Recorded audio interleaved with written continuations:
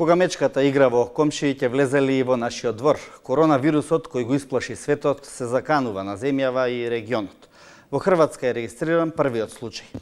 Државава тука го подигна нивото на заштита и превенција. Здравствените власти смируваат, нема простор за паника.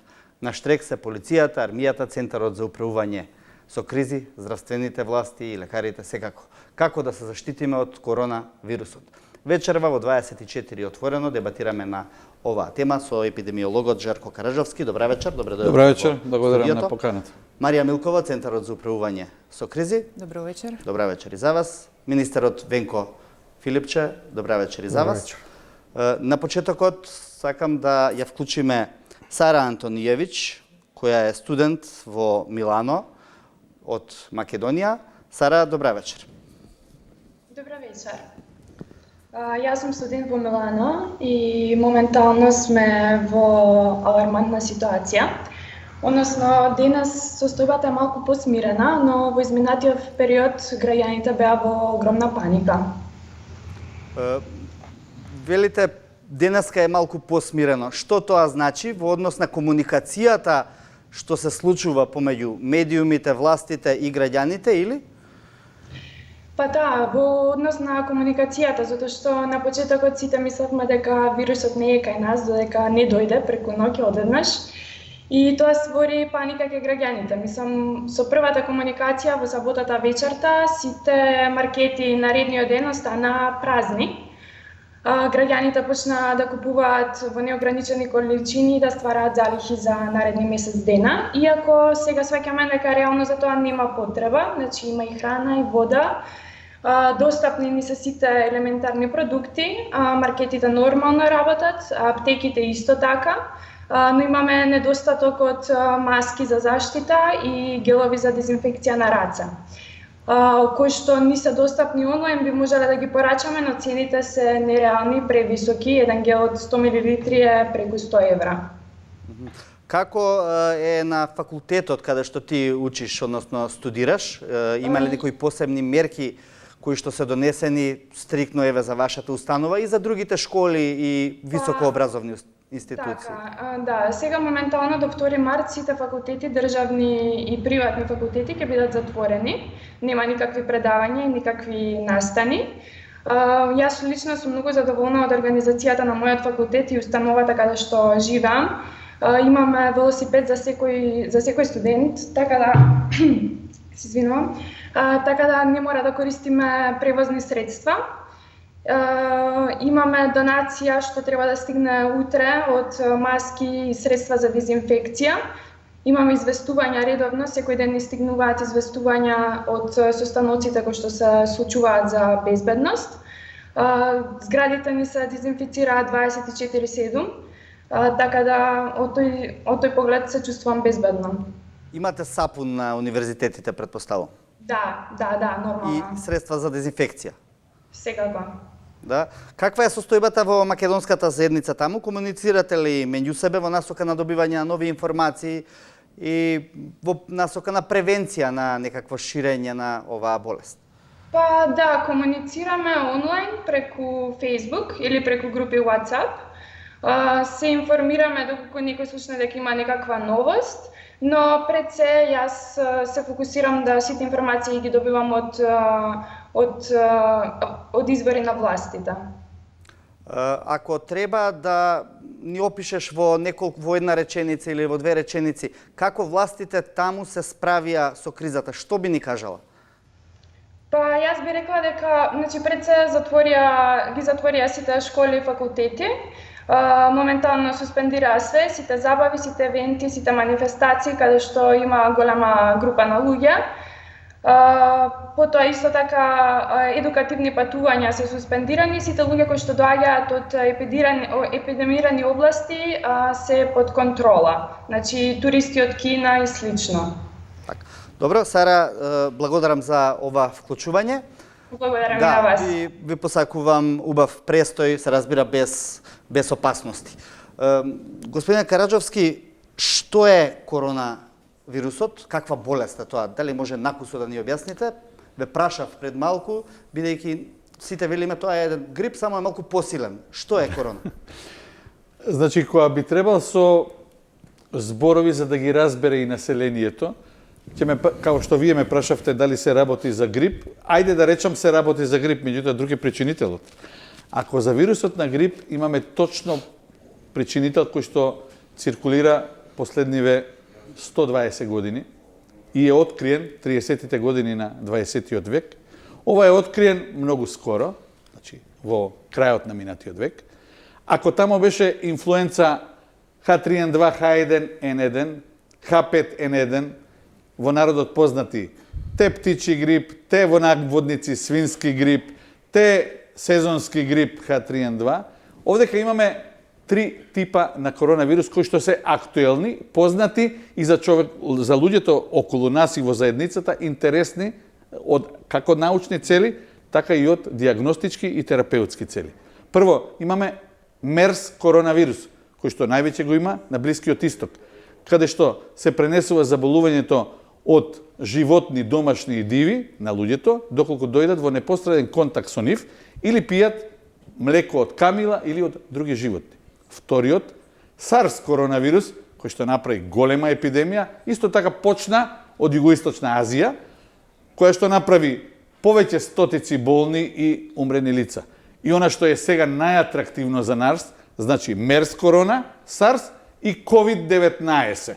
Претходно ние го викавме кинески вирус или синдром на заболување од Кина, сега е COVID-19 стручното име. Пак народски да ве прашам, ова е од фамилијата на грипот или од фамилијата од фамилијата на коронавируси, затоа направив дистинкција. Едно е инфлуенца, кои што можат да направат секоја година огромен број на заболени, епидемија или пандемија, со повеќе илјадници луѓе заболени. Ланската година во Република Северна Македонија имаше околу 28 смртни случаи и околу 48.000 заболени званично регистрирани лица.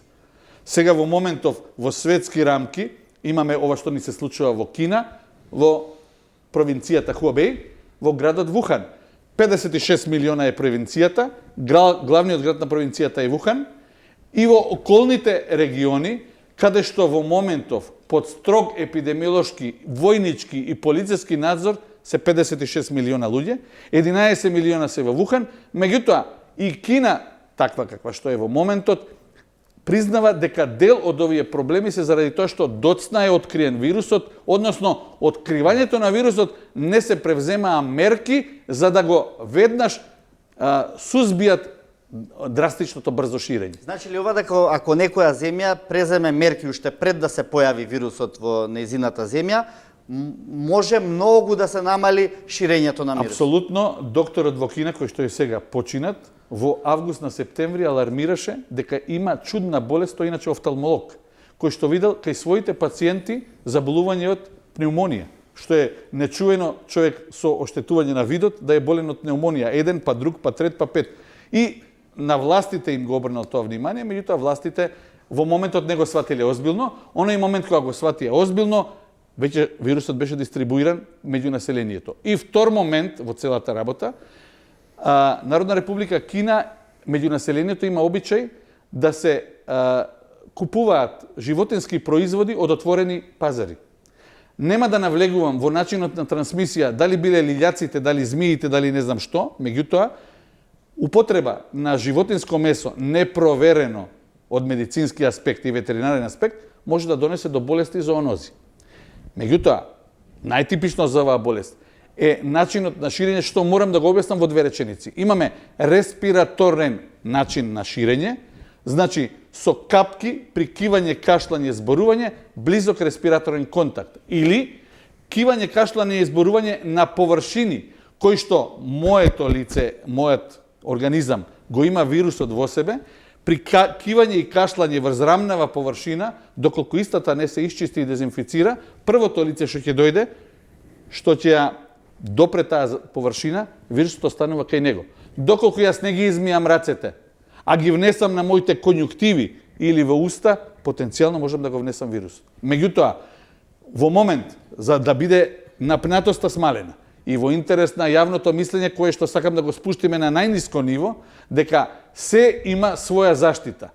Избегнување на близок респираторен контакт, водење на лична и колективна хигиена и често миење на раците е основен предуслов за спречување и созбивање на појавата на заболувањето. Добро.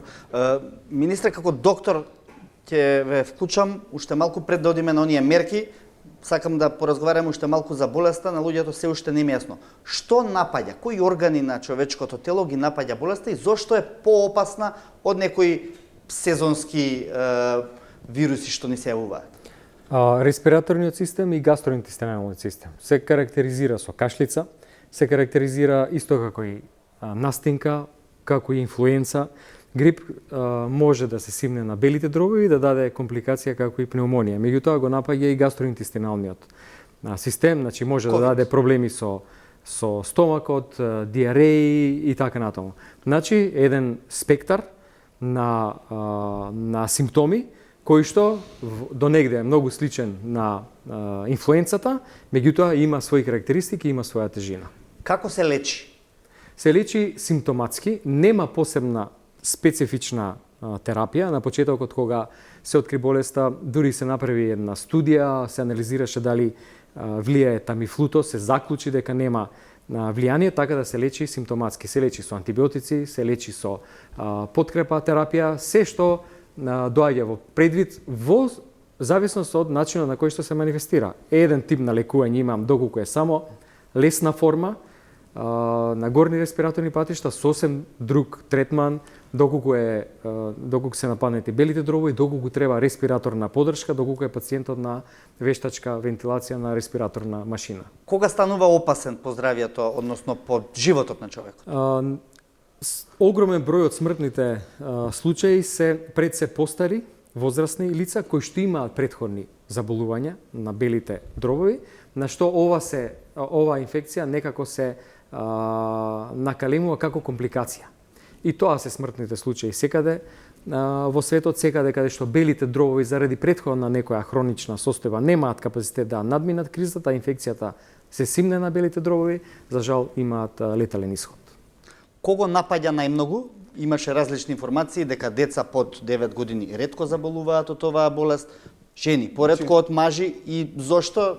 Значи, ова не е заболување кое што има разлика по половата структура. Значи, нема врска половата структура. Она што го рече министерот е најважно. По возрастните луѓе, над 60 годишна возраст, тоа е прво. Второ, лица со други интеркурентни заболувања. Лица кои имаат, ние велиме, коморбидитет од други заразни заболувања или од други состојби на организмот. Тоа значи лица што имаат оштетени бели дробови, срце, плуќа, бубрези, на зрачна терапија, лица кои што се на повозрастна група, морбидитетот е висок кај нив, леталитетот засега се движи меѓу 1,4 и 2,4, просечно околу 2%, што на моментално, она што го знае светот, а и податоците од Кина, на околу 80.000 инфицирани, има околу 2700 смртни случаи. Од тие 2700 90% се од Вухан и од Хуабей. Сите останати 2000 се од сите останати региони во Кина и државите во светот каде што е распространет. Во моментов 24-5-6 држави се. Меѓутоа, што е најбитно? Ниту Светска здравствена го има подигнато алертот на највисоко ниво, затоа што Светска здравствена кој ќе прогласи пандемија, тоа значи да го има во огромен број на држави на сите континенти и да го загрозува нормалното функционирање и живеењето на луѓето. Исто како во Република Македонија, ве молам, ова е многу битно за населението. Ние сме сега во некоја жолта припремна фаза, во која што се стремиме сите наши капацитети да ги припремиме за нешто што може да биде. Второ, да ги едуцираме населението и медицинскиот кадар за начинот на ширење на болеста, за клиничката слика, за диагностичкиот момент и за терапијата. И да обезбедиме капацитети кои што државата во моментот ги има во тој број што верувам дека министерот ќе ви ги каже. Уште ова прашање што можда ми останавте должен, зошто или помалку ги напаѓа децата? Ви реков дека ова е заболување на постарите луѓе со но интеркурентни заболувања. Значи, децата во... сака да кажете дека некој што е имунолошки послаб, полесно ќе го нападне вирусот? Апсолутно, ви реков дека прашувам 5 вака категории, народски, за да го 6 на објаснам. луѓе кои што просечно имаат над 60 години возраст и кои што имаат други интеркурентни, тоа значи заболувања заради нивната возраст. Ние велиме хронични дегенеративни заболувања. Оштетување на бубрези, на плуќа, на срце, на мозок, диабет, кардиоваскуларни, зрачна терапија, малигни заболувања и така натака, се групите кои што први заболуваат со потешка клиничка слика. Има и помлади, да се разбереме, значи не е ова болест на 60 па останатите, дека речеме, баш ми е гајле, јас си имам 20 години, 30 години. Меѓутоа, во структурата на сите заболени по возрастни групи, доминира возрастната група над 60 годишна возраст. Милкова, се оформи таа група или штаб кој што ќе работи на превенција, односно на почитување на мерките кои ќе бидат издадени. Како се подготвувате во моментов? Вака сега, до вчера имавме, значи, она нормална фаза, каде системот функционираше онака според здравствените власти како има дадено наредби. Од вчера веќе, со оглед дека во Северна Италија се подигна нивото, со оглед дека веќе беше прогласена таму поголем број на заболени, веќе имавме и смртни случаи. Од вчера заседаваше Комисијата за заразни болести при Министерството за здравство и веќе од вчера е подигнато нивото, значи нивото од нормално малце на повисоко ниво со цел да се преземат сите соодветни мерки. Во текот на вчерашниот ден, по иницијатива на Министерството за здравство, односно министерот, беа повикани управувачките тела кои се дел од системот за управување со кризи. Значи, заседаваше прва групата за проценка, која ги разгледа состојбата во соседството, состојбата во Северна Италија и заседаваше во доцните ноќни часови управувачкиот комитет, каде заседаваа министрите, на кои се донесоа конкретни мерки и активности што понатака треба да се преземе. Добро. Благодарам за сега. Тука го вклучувам господинот Стојан Витанов, македонски конзул во Венеција. Добра вечер, господине Витанов. Добра вечер до вас, присутни само и до сите гледачи на вашата телевизија. Да. Ние тука во една, верувам, порелаксирана атмосфера од она што се случува во Северна Италија. Постојано сте на терен, каква е моменталната состојба? Моменталната состојба, ја би тргнал вака дека е веќе посмирена со самата изјава на господинот Валтер, кој е член на извршниот комитет на Светската здравствена организација, инако тие денеска беа присутни овде на овие така наречените црвени зони, каде што самиот тој изјави дека треба да се намали алармантната ситуација, бидејќи според валутацијата на самата состојба на вирусот, од 100 заболени, 80 лица оздравуваат спонтано, 15 имаат некои сериозни проблеми кои се излекуваат во клиниките, а само 5% се со посериозни состојби, од кои дел од тие, нели, за жал се веќе и починати 11 лица кои се во постари години и претежно треба да се изрази дека тие се претежно со претходно патолошки болести. Така да од денеса ситуацијата малку е смирена. Иначе во цела Италија бројките кажуваат дека има 322. Јас се оздавувам на официјалните извештаи дека 322 случаеви се инфицирани, од кои што во Ломбардија се 240 случаеви, меѓутоа ако се земе во обзир дека Ломбардија со над 10 милиони жители, во Венето се околу 42 случаеви, меѓутоа како втор погоден регион, и се зема во обзир од околу 5 милиони, така да ситуацијата полека се става под контрола од страна на италијанските власти овде. Бев на лице место. Вие сте во контакт таму и со нашинците. Има ли меѓу нашите државјани, да речеме, заболени луѓе? Не, до сега значи сме во контакт директно пред себе со одделот за цивилна заштита на власта на Италија, кој се во постојана комуникација со нас и со другите центри таму во црвените зони, претежно. Сега зборувам во регионот Ломбардија, претежно станува збор за општината Лоди и Кодоња, кај што има наши, околу 400-500 луѓе кои таму се позиционирани и живеат. Досега немаме информација, официјална информација за наше заболен од овој вирус. Јас лично бев 2 дена таму, престојав 2 дена во околу таа зона, не ни беше препорачено да влегуваме внатре во. Тие се во своевиден карантин. Да, во своевиден карантин се, меѓутоа комуницираме имаме доста добра комуникација со самите центри внатре во нивните општини, во центрите кај што е карантинот и однадвор од самите кризни штабови. Да ве прашам, какви се предвидувањата на тамошните здравствени власти во однос на ширењето, на темпото на ширење на вирусот? Постојат ли некои предвидувања?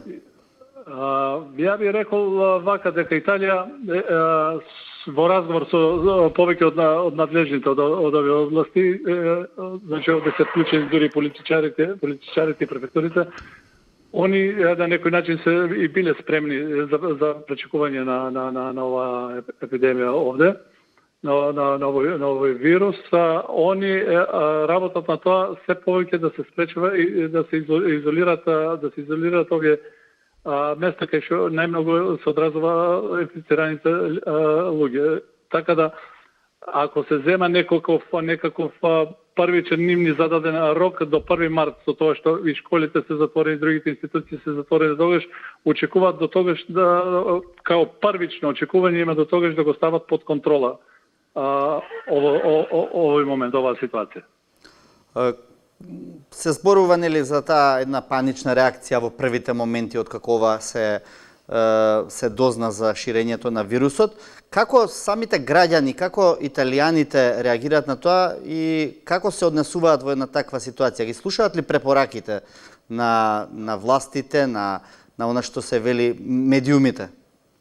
Добро, нормално нели да се збори за паника, меѓутоа ја во контакт тука со италијаните и познавајќи го италијанскиот народ, тие повеќе идат на превентива, не би кажал дека би било паника, дека тие доследни како народ доста многу се обраќаат внимание на сопственото здравје и се доследни на мерките кои се издадени од страна на Министерството за здравство на Италија и не потпаѓаат на влијание на други вести или други изјави, така да не би рекол дека е паника во генерален смисол. Нормално, луѓе има кои што и паничат, но генерално се во превентивна турени во превентивна мерка самите граѓани. Да. Господин Витанов, ви благодарам што се вклучивте во емисијата Отворено. Филипче, владата донесе мерки и препораки кои што се однесуваат на начинот и превентивата за да се спречува внесување или ширење понатамошно на вирусот. Што тие во основа значат? Како би ги селектирале? Првично мерките се воведоа за граѓаните патниците кои што доаѓаат од Кина. И со тоа започнавме пред повеќе недели согласно препораките од Светската здравствена организација. Воведовме и мерки на предпазливост на аеродромите, од каде што имаше летови кои што со оглед на тоа што ние немаме директни летови со Кина, но летови со конекција преку Дубај, преку Истанбул, тие патници беа скенирани, доколку имаше потреба ќе се спроведеше интервју, им се мереше температура. Тоа што владата го донесе како дополнителни мерки е надградување на овој систем со оглед на оваа ситуација која што се случи во Северна Италија, со оглед на многу поголемата фреквенција на движење на луѓе патници со овој дел од Европа, со оглед на тоа што многу наши луѓе живеат тука и во таа смисла заклучивме дека требаме мерките да ги подигнеме на повисоко ниво, да важат за поголема група на луѓе патници со оглед на отворените конекции и на тој дел на Италија со останатиот дел на Европа. Од вчера се скенираат практично сите патници кои што доаѓаат на нашиот аеродром со сите летови во Скопје, специфични летови во аеродромот во Охрид и согласно денешната одлука сите патници кои што доаѓаат по сувоземните премини се пренасочуваат само на 5: Табановце, Блаце, Кјафасан, Девебајр и Богородица, се со цел да биде сконцентрирано вниманието заради тоа што во договор и координација со граничната полиција, граничните полицајци, односно царинарниците, прво ги спрашуваат патниците од каде доаѓаат, дали доаѓаат од тие критични региони, дали биле во контакт со заболени лица и врз основа на тоа се известува локалниот епидемиолог, што значи дека во посебна просторија на граничниот премин, сувоземен, или во посебна просторија на еден од двата или двата аеродроми, епидемиолог прави интервју, анализира дали има потреба тој патник да се тестира. Тој епидемиолог е таму постојано или се повикува од некој најблизок град да дојде, додека се тие чекаат? повикуваат епидемиолозите од градовите на сувоземните премини, а имаме екипа во континуитет 24 часа на Скопскиот аеродром. Тие одлучуваат таму на лице место врз основа на тоа интервју, каде што има своји карактеристики. Тоа интервју се обидува да се дојде до некој епидемиолошки ланец, дали има потреба да се тој патник тестира. Веќе стигнаа 5 луѓе од Кина, кои што беа претходно најавени од кинеската амбасада. Ние имавме 50 луѓе кинески државјани работници во една наша компанија. Кина направи една многу добар чекор, една одлична мерка, откако излегува голем број на заболени во нивната земја, мерка со која што практично го заштити светот.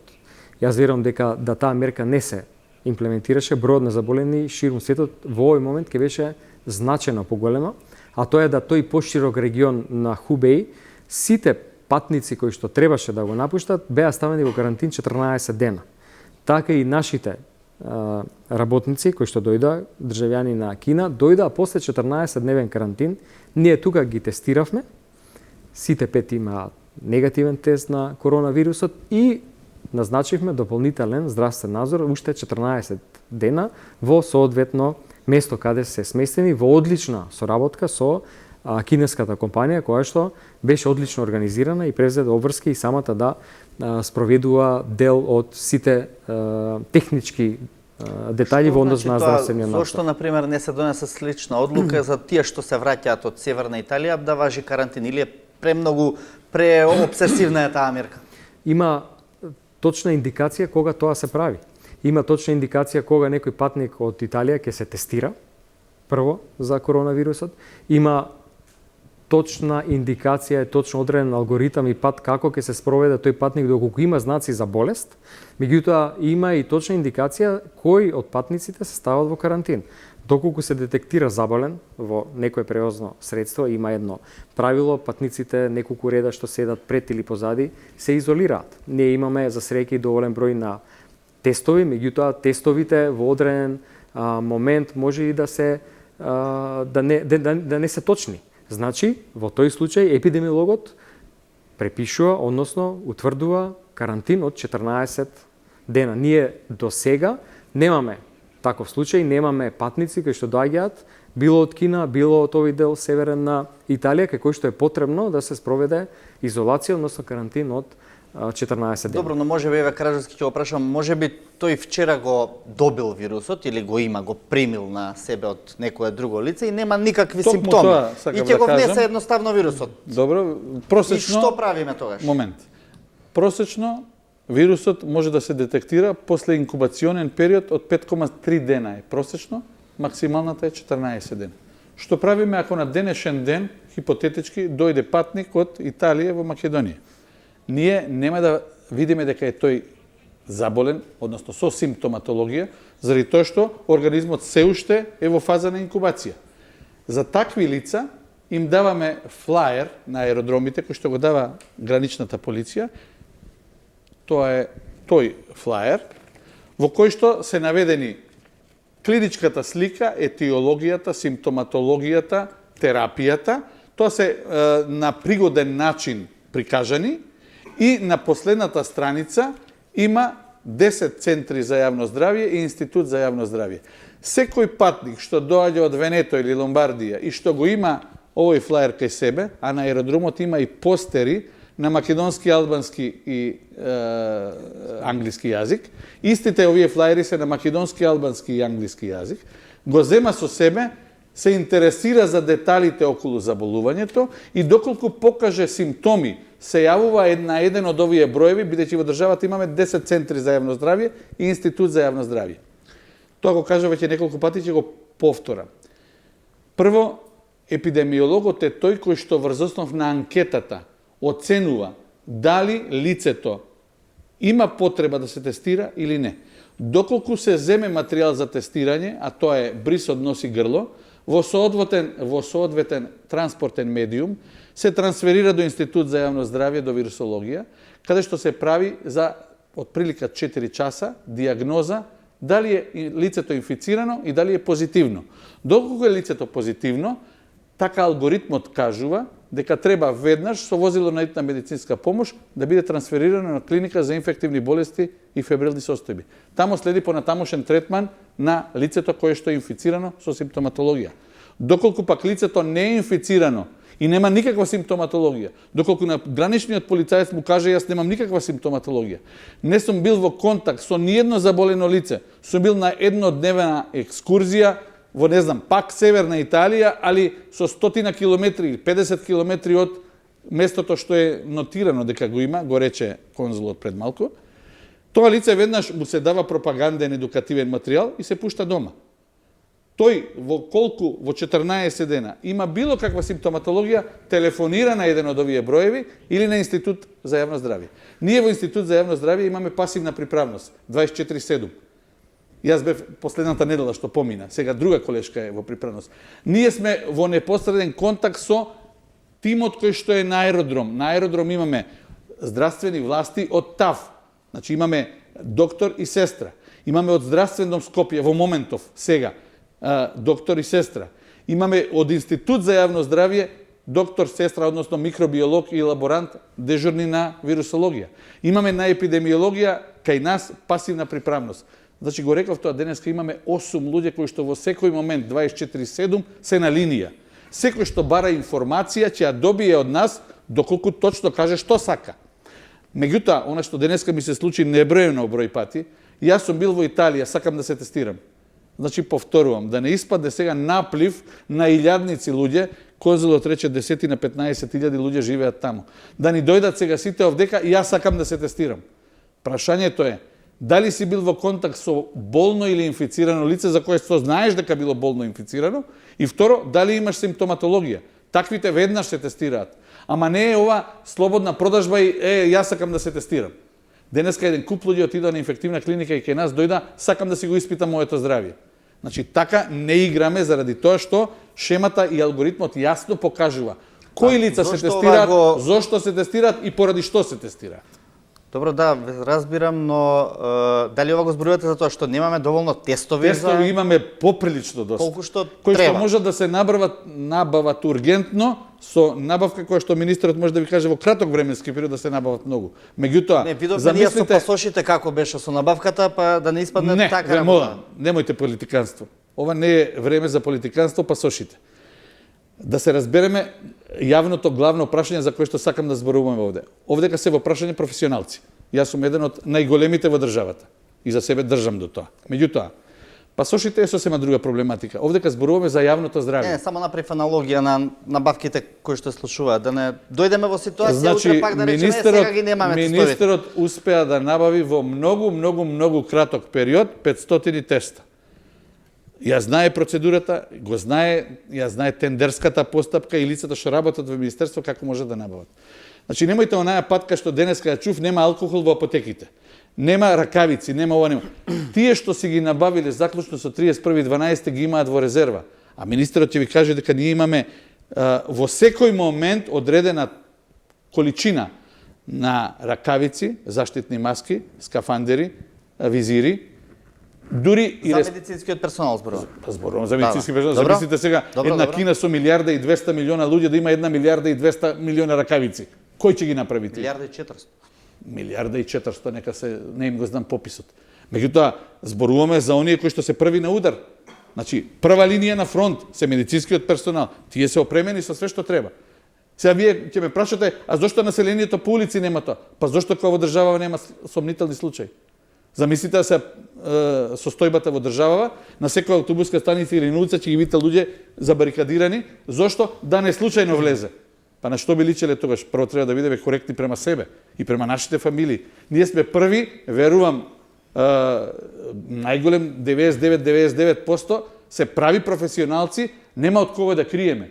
Ние сме мала држава. Зошто би скрил од некого дека нешто се случува, а ја во себе си викам, абе ги лажам. Значи да се разбереме. Професионалците точно кажуваат што се случува, бидејќи сме секој ден непосредно во контакт. И второ, што е најважно, за својот народ работиме. Не работиме за некој друг. И жалосно би било шпекулациите, морам да се навратам на ова, што ги гледам на Facebook и на други постови, во кои што се кажува, вие не знаете, ама тие кријат нешто. Второ, вие не знаете, ноќеска имаше позитивен случај. Им кажавме на сите дека имаме 2 случаја за кои двајцата се тестира, двајцата имаат инфлуенца и двајцата се негативни на корона. Зошто би требало да правиме паника, кога во моментов, на денешен ден, во вторник вечер, нема простор за паника? Добро, благодарам.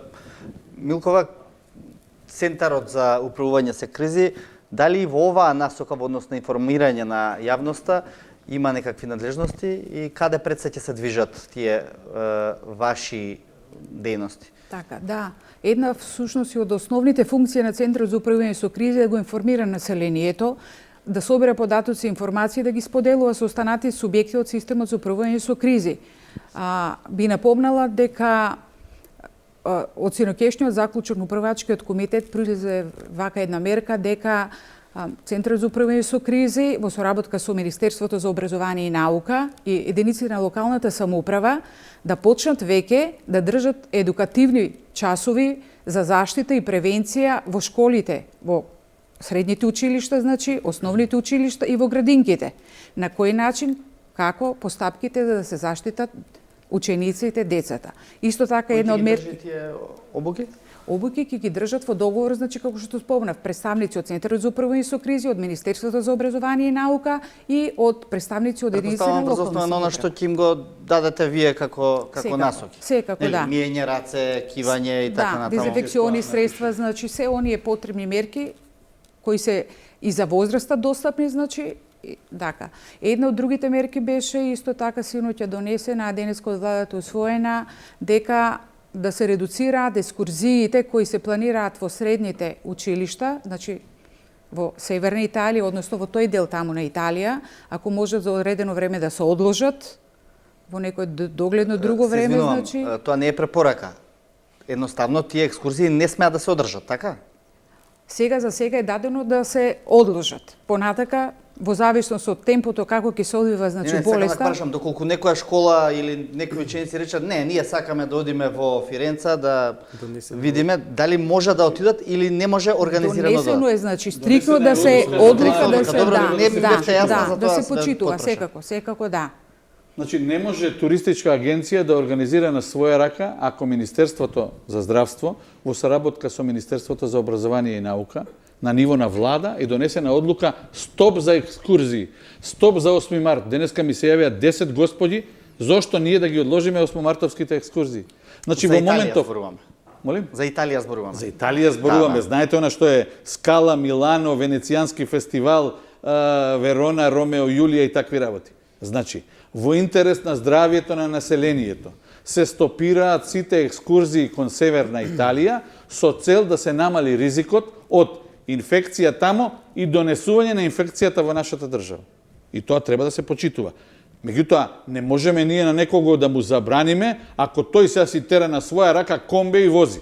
Меѓутоа, организирано она што екскурзиите се прават во училиштата, тоа е стопирано од страна на владата и тоа е вчера уште речено. Така да. Добро. Исто така да, донесена е мерка дека Министерството за здравство со работка со Центарот за управување со кризи и владините служби постојано ќе известуваат, значи, за сите текови случувања, да нема, значи, заблука населението, да не дојдеме до некои вака, како што спомна докторот, несакани ефекти кај населението со цел ширење на паника или други начини. Значи, постојано населението ќе биде информирано за сите мерки, активности и случувања во врска со заболувањата кои ги нема кај нас, меѓутоа во делот на превенција ние мораме да бидеме постојано информирани и едуцирани на начинот на кој треба да, значи, понатака да постапуваме. Благодарам. Тука би ја вклучил уште една, имаме наша сограѓанка од Милано. Ена, добра вечер. Добро вечер. Сакам да претходните дискутанти кои што ги вклучивме од Италија ни рекоа дека денеска веќе ситуацијата е малку посмирена после сите тие мерки што беа преземени. Претпоставувам дека и вие ќе се согласите со таа оценка. Да. Важно се помнат неколку работи во врска со развојот на вирусот во Италија и во врска со целата историја, да кажеме. Првите случаи во Италија доаѓаат на 23 јануари, минатиот месец оваа година 2020. За понатаму да се случи бумот кој што се случи сега на северот само овој петок, каде што ги имавме првиот случај на заболено машко лице во зоната на Лоди Кодонја од 38 години, кој што не може да се укапира, да се разбере од каде доаѓа тоа заболување. Важно е да се каже дека почна целата таа паника, бидејќи тој во последните 20 дена, од кога почна со пресметување на каде бил, што правил, како правил логаритми, како што напомена претходно експерти и така натаму, изгледа дека имал доста активен социјален живот. Од трчање маратони до одење на вечери и практично целата зона се најде во една непријатна ситуација од петок вечер до недела вечер да влезе во паника, каде што се слушаше се. Само тоа што го нарекал преку новинарски патки, луѓето сега преку социјалните мрежи, преку групице, преку Facebook, да слушаме буквално се од нема веќе ни храна, ни што не беше вистина, мислам апсолутно ништо, до нема да преживееме никој и така натаму. Денеска веќе, втор работен ден, сите фирмите превземавме мерки, но активиравме сите паметно работење од дома, зоната на Лоди и Кодонја е цела блокирана и од таму не може да се влезе, осим за базични потреби, за храна и за се останато кој што Централот за кризи ги набавува на сите нив и полека се навикнуваме ситуацијата. Да, вонредна е, ма не ситуација дека немаме храна, вода, дека умираме сите по улица, немаме маски, немаме гелови, апсолутно не е таа ситуација. Сите ние фирми се организиравме, направивме и нарачки, стигаат и маски, гелови, мислам се стабилизира ситуацијата. Не можеме да знаеме што ќе се случи, поготоа што никој од нас не сме експерти, има експерти кои што работат за тоа и живеат, истражуваат целиот свој живот, треба да веруваме нив и да следиме тоа што се кажува. Мислам, базата е слична. Ние смејатаме да се вративме од меѓународно патување, сите да сме проверени на аеродромот со дигитални термометри, мислам дека се викаат или така ни дадат индикации дека ако некој се чувствува лошо и така натаму треба да се јави. Имаме специјални бороеви кај што треба се јавиме нема брза помош бидејќи викендов падна и брзата помош падна или не брзата помош бидејќи луѓето се јавува во паника, окей, бев случајно, може имам малку температура, кашлам, имам коронавирус, што ќе се случи понатаму. Така што болниците се спремни, има тенди пред сите брзи помоши, има екстра тенди од цивилната заштита. Така што мислам дека да, е алармантна, е вонредна ситуацијата, но нема потреба апсолутно да се паничи, бидејќи не одиме нигде како паничиме. Добро, сакам да ве прашам во однос на тука зборувавме дека кај нас се зборуваше за тоа дека од тука се спремаат екскурзии за во Италија, за во Милано. Како функционира Милано и воопшто градовите на северот на Италија во овој период? Да кажеме дека сите ние Италија е поделена по региони. Сите ние северни региони што на Ломбардија, Пиемонте со главен град Торино, Венето со главен град Венеција и Емилија Ромања со главен град Болоња и Лигурија сме во вонредна состојба. Значи дека имаме 6 главни мерки кои што се преземени со оглед на тоа да проба да се задржи вирусот и да не експлодира уште повеќе. Кои се тие 6 главни мерки? Школите се блокирани до недела 1 март, што е логично бидејќи секако поради карневалските прослави ќе беа затворени четврток и петок. Така што додадоа 3 дена и се додаде целата недела. Универзитетите исто така, испити, предавања и веќе доста универзитети се организираат и за онлайн учење. Забранети се манифестации на јавни места или затворени се кината, театрите и сите места каде што може да има повеќе луѓе, се со цел да се намалат местата каде што може да се расшири било каков тип на вирус, најпред корона, ма се останато. Што останато? Баровите затвараат во 18 часот, работат само ресторантите, пак со цел да нема ноќни дружби, ноќно останување премногу со луѓето. Продавниците во трговските центри се затворени за викенд, се отворени во текот на неделата, пак со цел да нема голема концентрација на луѓе и школските екскурзии се сите забранети до 15 март. Ми кажавте дека сите оние што можат да работат од дома, да ги извршуваат своите работни обврски, тоа го прават сега од дома. Тоа е со некаква препорака или тоа самите работни организации го прават? Не, тоа е со препорака, значи Министерството даде препорака да се активира најбрзо што може смарт working, тоа така го нарекуваат паметно работење. Од дома кој може, кој не може да се превземат мерките според листа на индикации што се дадени од КНИС.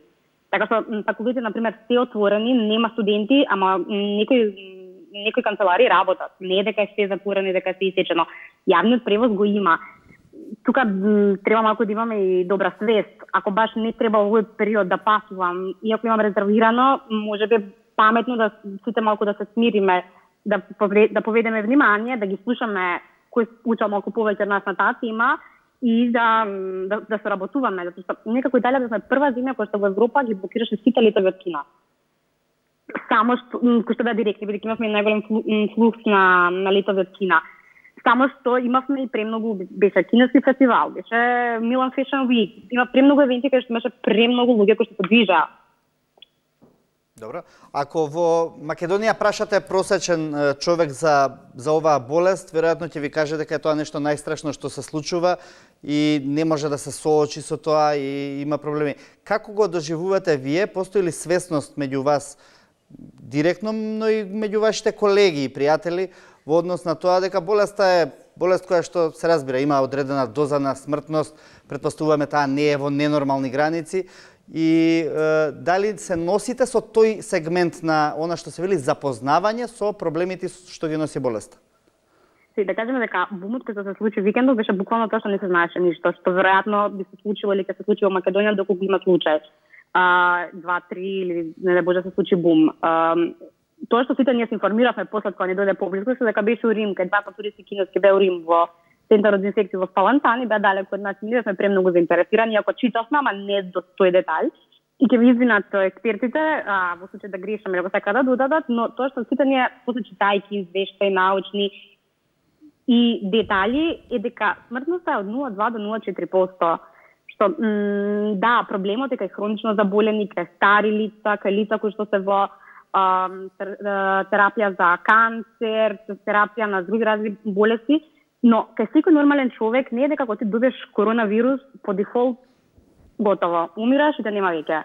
Напротив, нема вакцина, нема фиксна лек, ама постојат механизми и луѓето се лечат и во Кина. И се континуира. Така што да кажеме дека ние на работа, кои што се секираме малку повеќе и читаме малку повеќе, апсолутно се информираш и капираш дека не е нешто што сигурно да го добиваш и умираш, како потврдено. Да. Ена, благодарам, остани уште малку на линија доколку сакаш. Имаме овде коментари во студиото. Првиот мој коментар е само оние луѓе и оние лица што се необавестени, што имаат помал број на информации, што е корона, каква е болеста, колку се разболуваат, колку оздравуваат, колку се смртоносни оваа болест, само тие што се помалку информирани си мислат, што рече девојчето, готово, имам коронавирус или има некој коронавирус, тој ќе умре. Значи, рековме, девојчето погреши, 0,2-0,4, рековме нешто околу 2% плюс минус. Меѓутоа, на 100 заболени 2%, на 1000 заболени 2%, на 77.000 2%. Но мислам дека бидејќи претходно зборував со неа, она рече 0,2 до 0,4 на популација што е до 40 години. Или до... Океј, не следев. Меѓутоа, ова сакам да речам. Значи, доколку населението се информира, доколку се овој тип на емисии чести на сите телевизии, доколку има пишуван материјал, доколку има веб страна на Институт за јавно здравје, доколку има веб страна на Министерство за здравје, на Центар за управување со кризи, доколку за сето тоа се разговара слободно, без предрасуди и без шпекулативни вести и новини, фейк ньюс. Значи, најлошо би било кога народот се замајува со тешка болест, болест која што ако дојде ќе нестане Македонија. Значи, немојте такви, ве молам, медиуми, новинари, луѓе кои што знаете нешто за тоа, подобро прашете професионалец, јас или било кој од институциите кои што се занимаваат со тоа, отколку да се прошири веста да во Македонија има случај. Што ќе правиме ако влезе? Па луѓе, и ако влезе, имаме метод на спречување на ширење. Затоа ги правиме овие припреми. Меѓутоа, ве молам, правилно информирање, секојдневно информирање, зборување со населението, зборување со медиумите, со стручњаците. Ќе има, пред 25 години ми текнува, пошто ја водам таа проблематика, ме прашуваше одредена категорија на луѓе, дали има ХИВ во Македонија? Па еве ќе ги прашам и господата што се околу мене, ХИВ, знаете што е? СИДА, ХИВ, СИДА, има ли во Македонија? Има. Наша македонска ХИВ или странска? Луѓето пред 30 години веле, па што се секирам беа има во Америка? Фреди Меркюри, Ирвин Меджик Џонсон. Не бе, луѓе, имаме македонски ХИВ, не ви треба Ирвин Меджик, Африка и не ви треба Америка. Значи, овдека е вниманието, едукацијата и она што се вели превенција. Филипче, се чини дека овие мерки доаѓаат навремено, но дали се доволни? Дали сметате дека ќе треба да се надоградуваат со време? Еве да кажеме, меѓу другото, набавка на овие итни заштитни средства, за кои рековте дека постојат, веќе ги имаме, меѓутоа, веројатно, за да постојат за во понатамошниот период, набавка на сапун, тоа беше малку така сватено во јавноста, толку ли нема сапун во државата, претпоставувам дека сапун по дефолт треба да има и во факултетите, и во училиштата и секаде. Зошто нема, например, дезинфекцијски средства за училиштата, за факултетите? Мислам, ние правевме сторија од факултет пред известно време, кога ако отидеш во тоалетот на универзитетот, државниот универзитет, нема каде да си ги измијат рацете. Односно, има вода, нема сапун. Како ова ќе го покренете овој механизам? Ќе се навратам и на ова, само доколку дозволите неколку коментари во однос на ова што претходно го дискутираше доктор Караџовски и ова што го кажува нашата студентка во Италија. Патиштата на ширење на епидемијата и на паниката се различни. Ние се соочивме со вирус за кој што имаше многу непознати. Па беше утврдено дека се шири, се пренесува каплично, а после тоа дека има и механизам за феко-орална, овој механизам за ширење. Доаѓаме до прашањето за маските. Маска треба и се препорачува да носи човек што е заразен, за да не ја шири инфекцијата. Кога здрав човек би носел маска со цел да се заштити од инфекција, може да настане поголема белја. Ќе ја мести, ќе ја преместува, ќе го зголемува контактот доколку рацете не се чисти, и може ризикот од инфекција да се зголеми. Како се учеа овие работи за вирусот и како ние го подобривме начинот на комуникација, што беше согласно денешната одлука на владата и препорака, а после синокешниот состанок на управувачкиот комитет на Центарот за управување со кризи, ние договоривме дека ќе имаме во 2 термини во денот комуникација со јавноста, со цел јавноста да биде информирана навремено и точно. Најголем непријател ни се креаторите на лажни вести. Не сакам да навлегувам, иако морам да спомнам со оглед на тоа што е ова исклучително важно прашање од јавното здравство, не сакам да верувам дека некој сака политички да поентира. Вчера бевме сведоци на пуштање на такви лажни вести, да се крира паника на вакво едно сериозно прашање, во најмала рака некоректно. Мислам дека никој не треба тоа да си го дозволи. За таа цел имавме денеска состанок со сите уредници на главните медиуми и морам да изразам голема благодарност заради тоа што излегува во пресред сите и дозволија да во најударните термини се дистрибуира пропагандниот материјал во однос на тоа до кои мерки треба да се придржува населението за одржување на хигиената, за често миење на раците, понатаму доколку се јават симптоми, биле на патување или во контакт со некој заболен од овие критични региони на кои телефони, да се јават, и сметам дека со такво добро информирање на јавноста ќе спласни паниката. Гледајте, станува збор за вирус и за потенцијално заболување кој што има и лесни форми. Многу лесни форми. Заболениот во Хрватска има лесна форма, нешто слично на настинка. Еве, има смртни случаи од најтешките форми на хронични пациенти кои што ако заболат и од обична инфлуенца грип може да починат. Сметам дека нема простор за паника. Сметам дека системот е одлично организиран во смисла на превенција, рана детекција, тестирање, спроведување на алгоритмот доколку се наметне потреба за изолација, односно односно карантин, и посебно спремен во делот на медицинскиот третман. На клиниката за инфективни болести врвна експертиза, искусни луѓе, исто како епидемиолозите во овој претходен дел, сосема доволна количина на опрема, медицинска, респираторни, вентилатори, машини и така натаму. Заштитна опрема, близу 40.000 маски, што сме ги... во ова пред да преминете. Што станува со приватните болници во овој сегмент? Дали доколку во ако сака болници пациент да оди да го испита тоа во некоја приватна болница, може да го направи или само по препорака? Во приватните болници нема регистрирано оделение за инфективни болести во ниту едно. Тоа е ексклузивно јавно здравствена установа.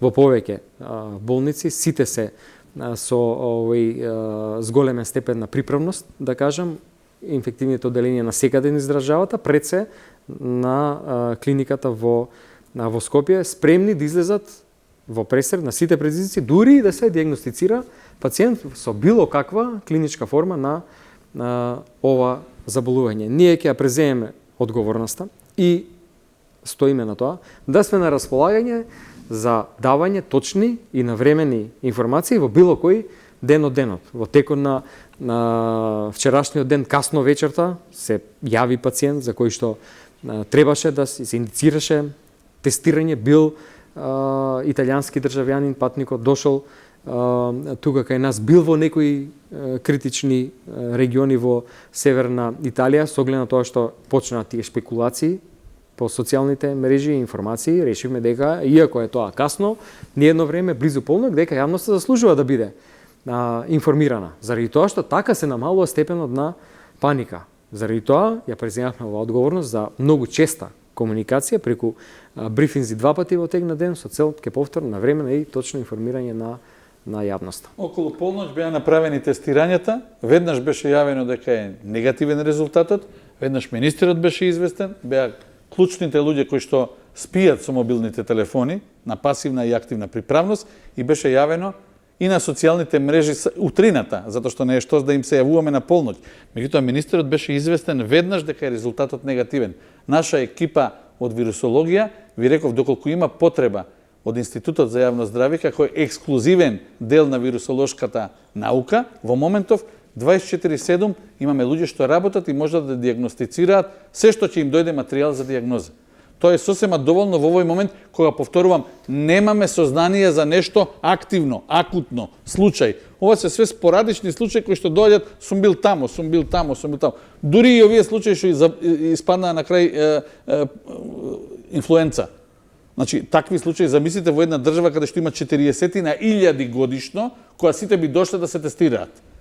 Па која држава може да си дозволи да дава ексклузивно тестови за лица кои што ајде да дојдам да се тестирам? Зашо? Така да видам како ми е.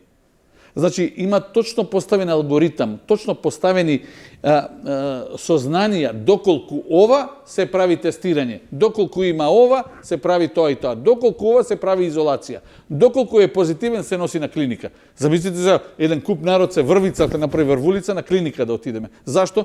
Да видите да не кашлам, да видите да не ми цури носот. Значи, мораме да бидеме и тука малце коректни, како јавност, како нација, како народ, во кој што нема за секоја работа да оптеретуваме терцијарно здравство. Па за обична работа ќе отидеме прво до матичен доктор. Наши луѓе од Македонија што не биле воопшто тамо, данес сум дошол во контакт со некого. Значи, воопшто станува збор, или си бил во Кина или не, или патуваш од Кина Доха, Дубај, Истанбул или не. Нема потреба понатака муабет да прав. Или доаѓаш од северна Италија. Прашањето е зошто луѓе од Сицилија, од Палермо не доаѓаат да се тестираат? Значи, зборевме Лигурија, Болоња. Па не заборавете дека завчера 4 утакмици од Лига А на Италија се одложија. Венецијанскиот карневал е скратен. Миланската скала не работи. Значи, кој ги видов снимките од италијанска Рај Уно, тамо е пустелија. Девојчево рече, сообраќајот да функционира. Меѓутоа, на главниот плоштад живо пиле нема. Значи, со други зборови, ова е продолжение на она што го реков за екскурзиите. Кој некој би одел сега тамо, што да види? Празни улици? Па не ви треба празни улици, гледате го Вухан. Гледате Кина како беше. Секаде е стопирано, сторнирано патувањето, ама сите се спрема, цела Европа се спрема. Значи нема да мислите дека ние нешто посебно Овие правиме. мерки што сега се Цела преземаат Европа кај истото нас го прави што и ние се го дел од правиме. некој комплекс на мерки кои што ги знаеме при вакви постапувања или се препораки на Светска здравствена организација или како? Значи се извинувам, Да, министре. повелете било. Само би ве подсетил, бидејќи непосредно бе вклучен последниве 27 години. Се што се случило во државава 27 години и поминало како кризен момент од бегалската криза 99 година. Од Косово што ни дојдоа 400.000 луѓе, па преку пандемискиот грип, пандемиски не свински, пандемискиот грип, па сомнението на ебола, па морбилите ланската година, се тоа криза. Меѓутоа ние не подклекнавме, активно работевме цела година, а и сега сме спремни. Некој ќе рече, ама вие не сте спремни као Германија, Франција или Англија или било. Па луѓе, разберете, број на луѓе, број на финанси, број на она, ние сме според нашите објективни можности. Ние не можеме да речеме сега имаме 1 милион тестови. Зашто? Или 2 милиона маски. Министерот кажа, мислам дека кажа Колку тестови? 500 рековте или за прва фаза беа? за прва фаза да, него вчера и денеска се набавени 40.000 маски. И се знаете, па малку е. Колку сакате да набавиме? Доволно е, за почеток, министерот може да набави... За кои маски 40.000 се набавени? За кого? Ќе ви кажа, министер. За аптеки? За слободна продажба, Не, мислите? како што реков, тоа се резерви за Министерството за здравство, за здравствените работници. Ке повторам, спомнав, сакам да стигне пораката до граѓаните, До медиите. дека носење на маска не е заштита, гаранција за заштита од не само ова, било какво капелично заболување, посебно за овој вирус, за кој што има и друг начин на ширење, манипулација на маската, местење со рака, само може да го зголеми ризикот. Во однос на организација на здравствениот систем, стигна првите препораки од Светска здравствена организација кога се јави епидемијата во Кина и секогаш стои дека мерките се преземаат согласно капацитетите на здравствениот систем. Например, како и зашто го направи ова Италија, е многу интересно да се слушне од италијанските здравствени власти. Ние утре ни доаѓа еден гостин заради тоа што во четврток имаме закажано голем форум здравствен, вториот здравствен форум се одржа во нашата земја, после минатогодишниот посветен на примарното здравство е посветен на мајчиното здравје, новороденичката смртност, кај што постигнавме наистина големи резултати, ја преполовивме практично за период од 2 години и по тој повод доаѓа регионалниот директор за Европа на Светска здравствена организација, после дводневен престој во Рим на барање на италијанските здравствени власти.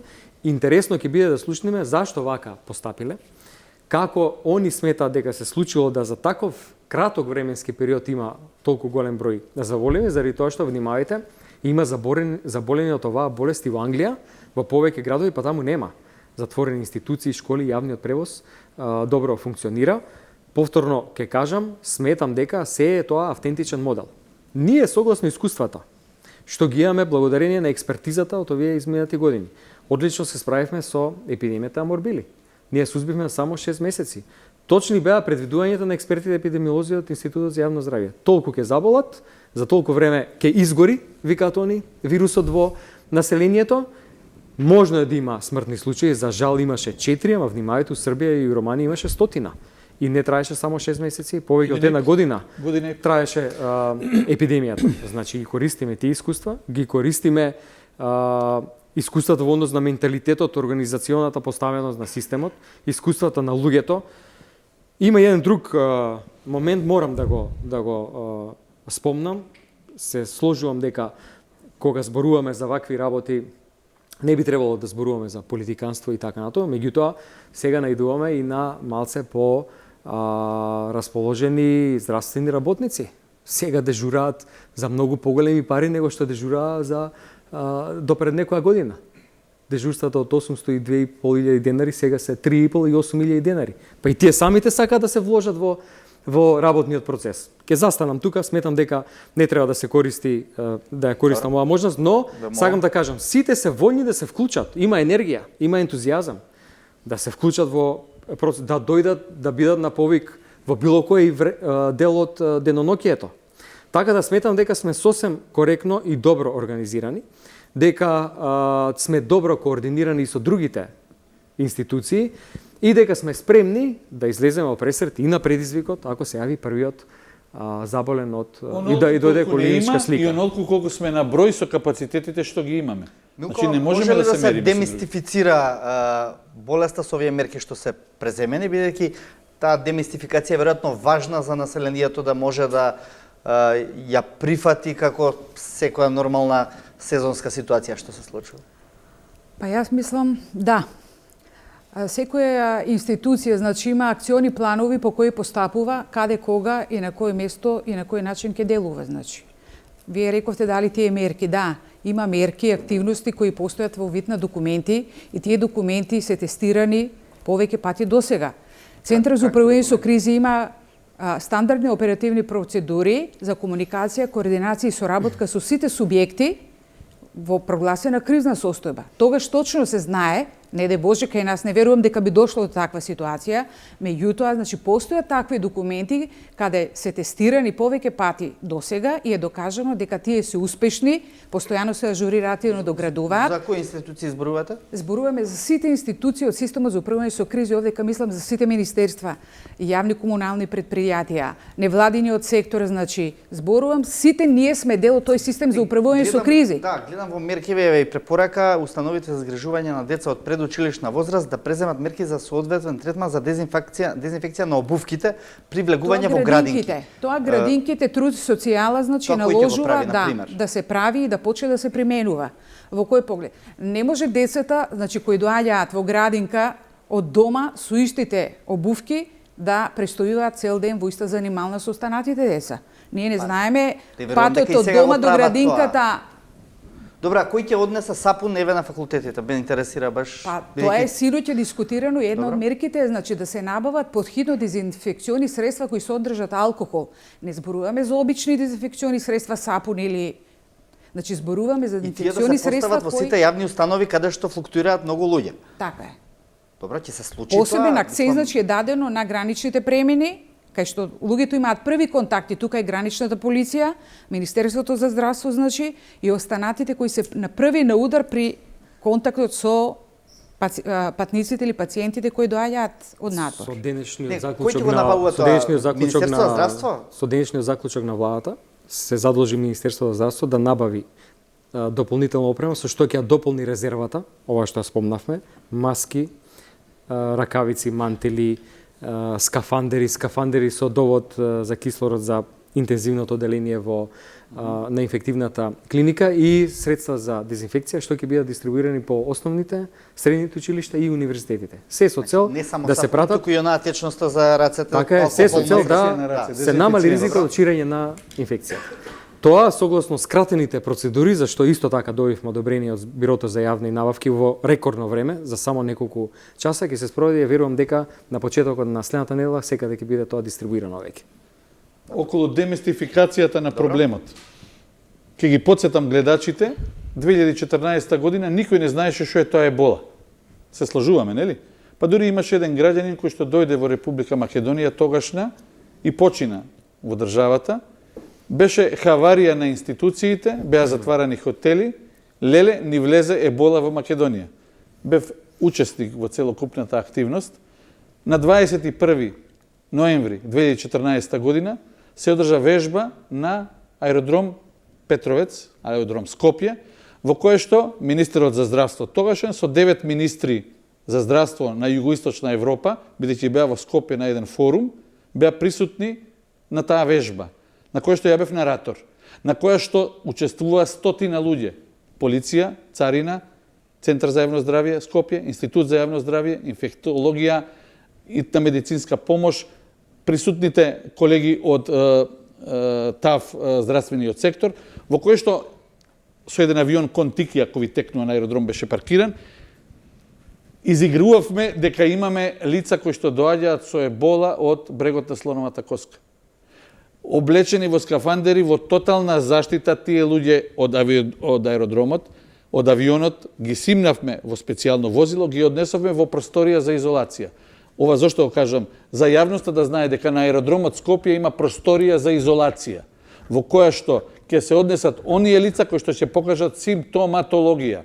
Не тамо што граничната полиција ќе разговара, него оние со симптоми.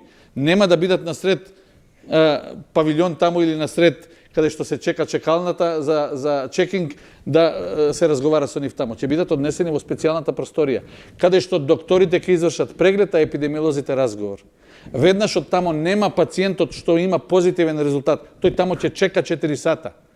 Тој што има симптоми и што е позитивен ќе чека.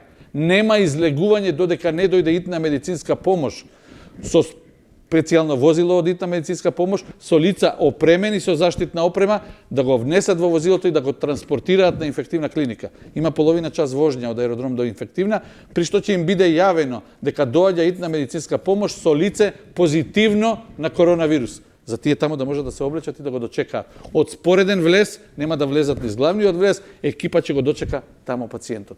Значи, тоа е еден алгоритам кој што не се има сега измислено за пред 3 дена. Ова е алгоритам од 2014 година. Значи, сме спремни за секоја болест која што за тоа време беше атрактивна, актуелна и за сите нас непозната. Која видовме дека доаѓа од Африка, дека се проширува во огромна количина тамо, ама немавме ни искуство, некој ја на факултет не сум учил за ебола. Во тоа време немаше ебола. Од што стравувате? Која е најслаба карика во системот? Во системов секогаш сум мислел и сега мислам така, што повеќе медицински кадар, тоа подобро. Зошто? Замислете изнурување и горење на човечкиот потенцијал. Значи, се што се растегнува, тоа и Кина го кажува. Значи, они се 1 милиарда луѓе, меѓутоа, знаете што значи 6 до 8 сата да имаш маска на себе и да си во комплетна заштитна опрема и да си медицинска сестра или доктор да работиш на интензивна нега. Тие имаат огромен број. Ако не имаме 1, тие имаат 101. Ако не имаме 50, тоа имаат 500.000 такви медицински кадар. Се плашам од горење на човечкиот потенцијал. Односно, изгорување доколку се случи да влезе вирус. Иначе, не се плашам од тоа дали ќе имаме 1, 2, 3, 5 или така. Ние сме спремни за тоа. Ја не можам да одговорам што би било, кога би било со пар стотина или пар илјади. Тоа не може ни министерот веројатно во моментов, заради тоа што верувам дека ќе се најдат капацитети. Као што сега кажуваме болницата оваа во резерва ни стојат, за злу не требало. Во тој момент кој ќе се подигне на државно ниво, владеат други закони и други услови за работа. Прашам еве министерот, каква се капацитетите во внатрешноста на Македонија? Десетина болници беа одбрани или колку, да не ме држате, вие ќе кажете, кои што ќе бидат како деташирани за пациентите од таа област што ќе одат тамо? Спремни ли се тие со капацитетот на кадарот, на просторните услови, на сето она што представува амбиент, да го овозможат тоа, а да не ги уплашат луѓето кои што доаѓаат од помалите средини. Сега да не ги... Веќе се појавија по Facebook зошто ќе доаѓаат кај нас, мислам, не разбирате што ве прашам. Значи, повторно станува збор за немање доволно информации, кога има таква реакција за нешто што е слично, а се третира слично на грип и се лечи во некоја институција, што би било различно од ова заболување. Ако изолација и карантин ќе се пратат соодветните протоколи, што се однесува до експертизата за лекување и респираторните машини, тие се сега во апсолутно сосема доволен број на клиниката за инфективни болести, таму се изолирани боксови, таму и сега во одредени случаи се лечат случаи кои што треба да се изолирани од останатите во 3 инфективни оделенија во Гостивар, Велес и Штип, одбрани заради тоа што се физички одвоени зградите, па полесно се чуваат доколку треба изолација или карантина. Има сосем доволен број на кревети, на медицински персонал. Секогаш може медицинскиот персонал, инфектолози, доколку треба, исто како што може да ротираат и другите специјалности, да ротираат и тие согласно потребите. Ке се навратиме на она што го кажаме, се е наша автентична организација. Мислам дека се апсолутно спремни да се справиме со секој предизвик. Вака да ја прашам, овие 3 болници беа, би сакал... Министерот, Ајде. Денеска, значи, ние во Центарот за управување со кризи одржавме состанок на кој разгледавме состојбата, освен со здравствените капацитети, државата со кои други капацитети располага. Тоа се мисли на резервни капацитети, така да во Центарот за управување со кризи не имаме база на податоци во кој момент, кои ресурси можеме да ги употребиме. Па освен здравствените капацитети, тука беа земени во предвид и други значи резервни локации, доколку би дошло до на најтешкото сценарио. Мислите како сали, некои Како спортски сали, и така натаму, интернати, кои што може да се кога ги имавме употребат. поплавите во Стајковци, ако се сеќавате, интернатот школски беше наменет за да се згрижат луѓето при време додека нивните домови бидат способени за живење.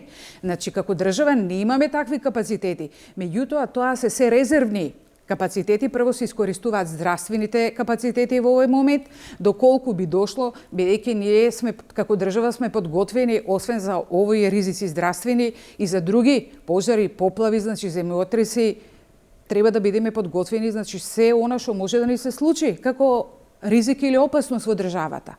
Од тоа, значи, и тие капацитети денеска се разгледани, меѓутоа тоа се земено во резерва. Прво и основно ќе бидат искористени здравствените капацитети. Другите дополнително. Да. Кражовски, оптимистично, реално и песимистично сценарио. Како ги вреднувате во бројки некои?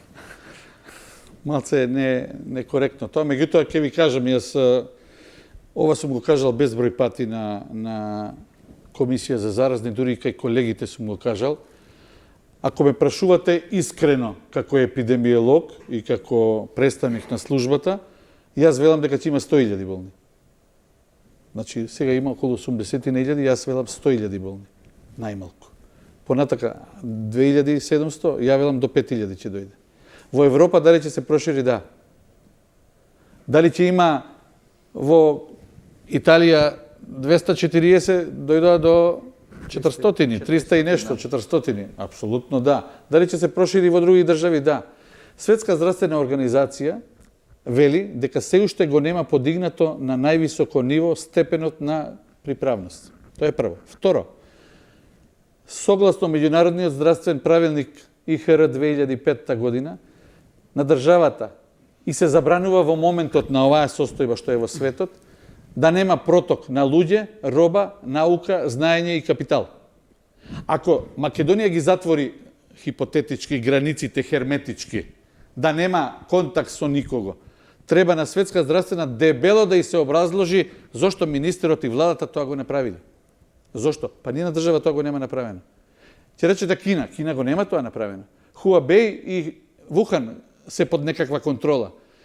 Ќе ми рече девојчето, ами Лигурија, Ломбардија, Венето, они не се во како да го наречам, полициски кордон или воен кордон. Нема врска со тоа. На луѓето им се препорачува да не патуваат. Пазите, од препорака до војска и полиција со оружје, драстична разлика. Значи, во моментов дали Европа се спрема, да се спрема, ама никој не ги запира активностите. Само ќе подсетам, за да ја знаете проблемот каков е. Владата на Народна република Кина дава во економијата на Кина, ако некој не знае, Кина има најразвиена економија во ланската календарска година. Не USA, не Западна Европа, него Кина има најголем раст на економијата во светски рамки. Ушприцува во економијата 174 милиарди долари заради штетата што е направена и се прави од коронавирусот. Македонија има GDP нешто 4 милиарди, министер, плюс минус 4 милиарди. 173 милиарди дава во економијата. Ќе речеш, ама Кина. Ако Македонија е должна плюс минус 5 милиарди евра, или 5 милиарди долари, така некако е должна.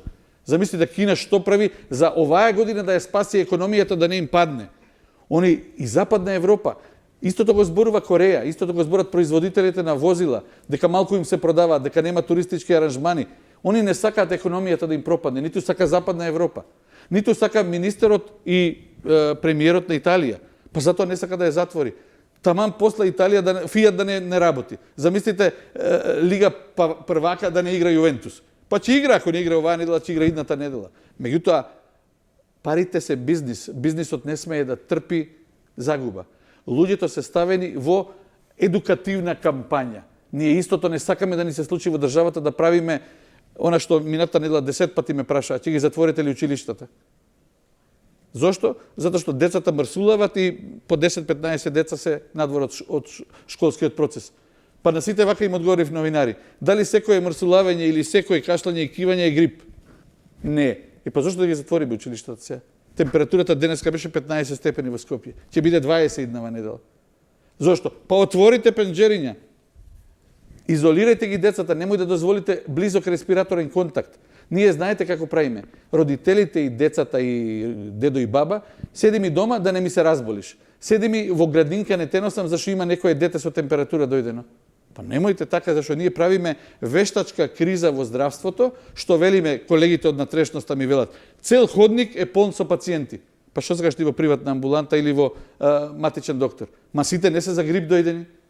Имате гинеколошки случаи, хируршки случаи, имате неуропсихијатриски, имате заболедување за препишување на рецепти и секако има респираторни. Ама сега му е мајката за респираторно заболување, не во лето. Јас за сите кажувам податок што повеќе нема да го кажувам по телевизија. Зошто? Втората и третата недела во јануари е првиот епидемиолошки талас на грип. Третата и четвртата недела во февруари е вториот талас. Значи имаме еден талас во јануари, еден во февруари. И толку грипот завршува. Ако сега стегне 25 степени, нема грип. Меѓутоа, убаво би било таа работа да им се пренесе на сите и да не правиме шпекулации визави министерот дали ќе ги затворите училиштето. Благодарам. А овој вирус кој што сега напаѓа, има релација со временските прилики или неприлики?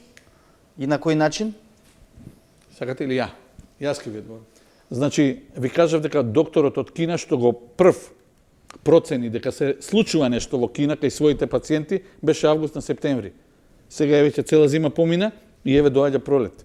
Значи, сезонски не се работи за такво заболување. Ама не ќе речеме слично е на грип, да, слично е, ама различен причинител е.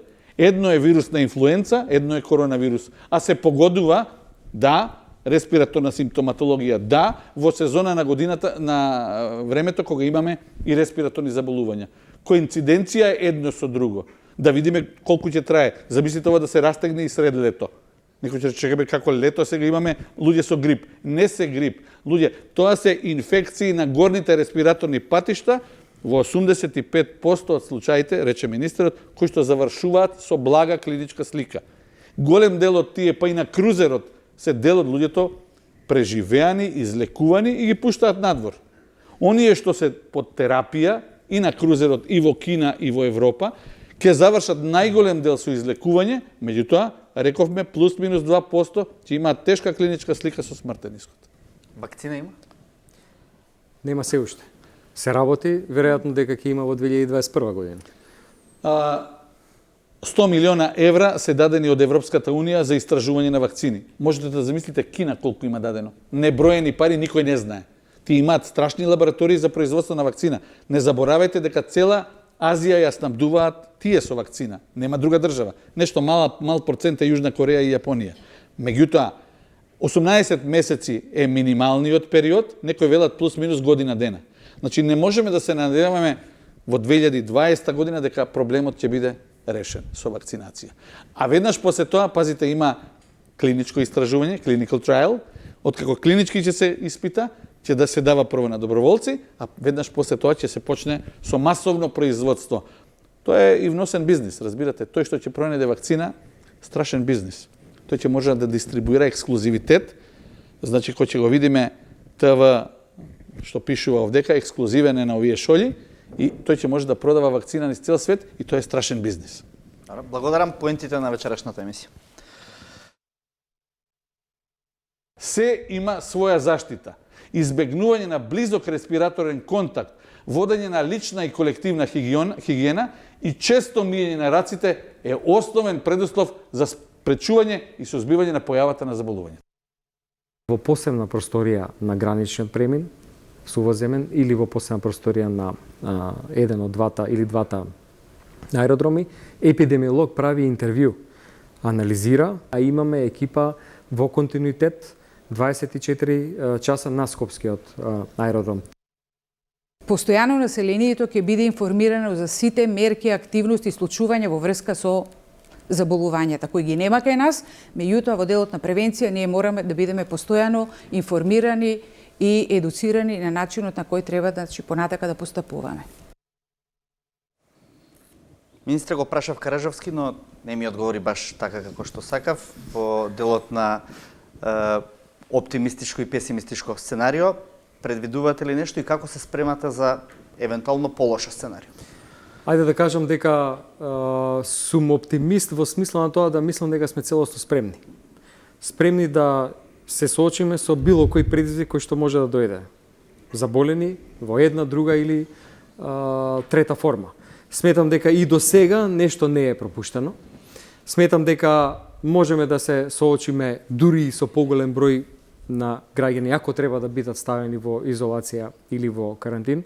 Искрено се надевам дека нема да дојде до тоа сценарио. Искрено се надевам дека изголемените температури ќе го намалат овој ризикот, заради тоа што е тоа горно респираторна инфекција, но навистина сум горд што добро го искоординиравме системот, ги искоординиравме сите институции, не само јавно здравствените, добро ја искомунициравме со јавноста, посебно во овие последни денови кога се јави проблемот во Северна Италија. Верувам дека тој начин на комуникација ќе продолжи со цел јавноста биде навремено и точно информирана. Ви благодарам на сите што бевте вечерва гости на телевизија 24. Благодарности публиката. Почитувани гледачи, останете со програмата на телевизија 24, следуваат вестите.